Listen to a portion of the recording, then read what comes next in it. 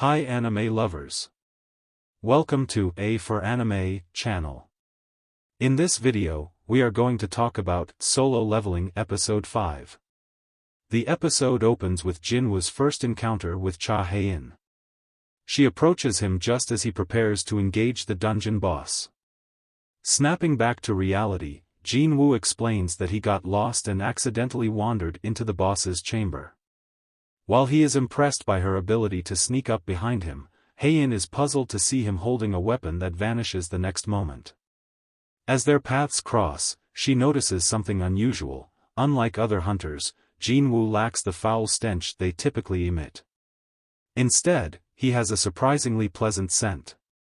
Curious, she confirms his license as an E rank and lets him leave, wondering if this difference is due to his low rank. Later, the mining team informs Jinwoo about Hae-in's unique condition, which allows her to detect a foul scent from hunters. This revelation makes Jinwoo wonder if his absence of stench is connected to his status as a player. He also recalls that even Baruka didn't hear voices compelling him to attack, leading him to contemplate further what being a player truly means. Satisfied with Jinwoo's mining skills, the mining team invites him to join their next raid. Jinwoo considers that his re-evaluation is still 2 days away, and upon learning that the Hunters Guild's Second Strike Squad will be raiding the A-rank dungeon this time, he decides to participate again. Meanwhile, Hae-in begins investigating Jinwoo, who is still suspicious of his behavior in the dungeon. When she asks someone to look into him, she discovers that Jong-in had already begun investigating Jinwoo the day before. Additionally, she learned that the association had classified his file, raising even more questions. While these discoveries only heighten her suspicion, she remains intrigued by the fact that Jinwoo is the only hunter she has encountered who smells nice. As Jinwoo joins the raid the next day, he is reminded of his past raids with his old companions. Before the A-rank dungeon raid begins, Strike Squad leader Sun Ki-hun requests someone to fill in as a porter since their original one backed out. Seizing the opportunity to observe a Strike Squad in action within an A-rank dungeon, Jinwoo volunteers to join. While the gate initially appears less menacing than the one from the previous day, he can't shake the ominous feeling reminiscent of the one he had when entering the Red Gate. At first, everything proceeds smoothly as the squad takes on dungeon jackals, impressing Jinwoo with their coordination. However, he soon realizes that the jackals are merely hunting dogs. At that moment, a group of high orcs enters the battlefield, shocking the squad. Their sudden attack disrupts the team's coordination, quickly overwhelming them. As the situation spirals out of control, Jinwoo discreetly intervenes, aiding the Strike Squad from the shadows. With his hidden assistance, the team regains momentum, ultimately defeating the High Orcs without any casualties. However, one of the hunter mages sees through Jinwoo's camouflage, but since they survive thanks to him, she chooses to keep quiet about it.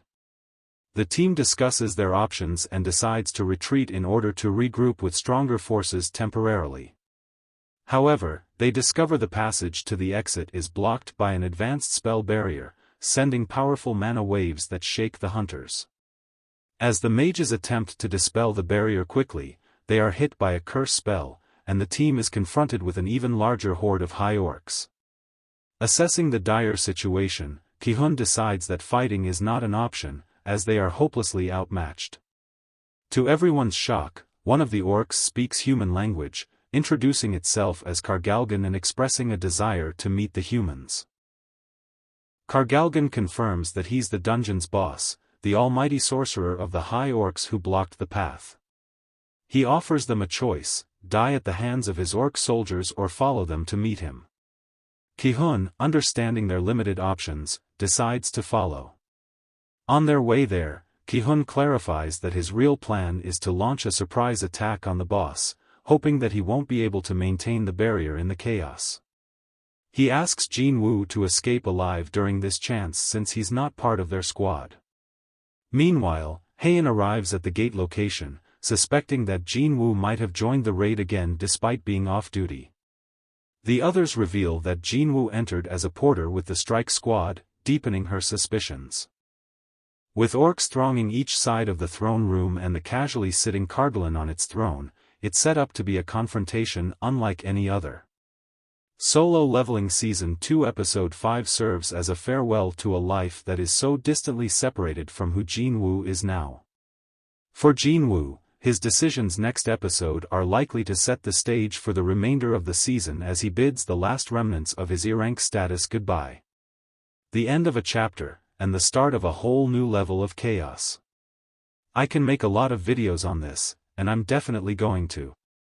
For more videos about the solo leveling anime, don't forget to subscribe the channel.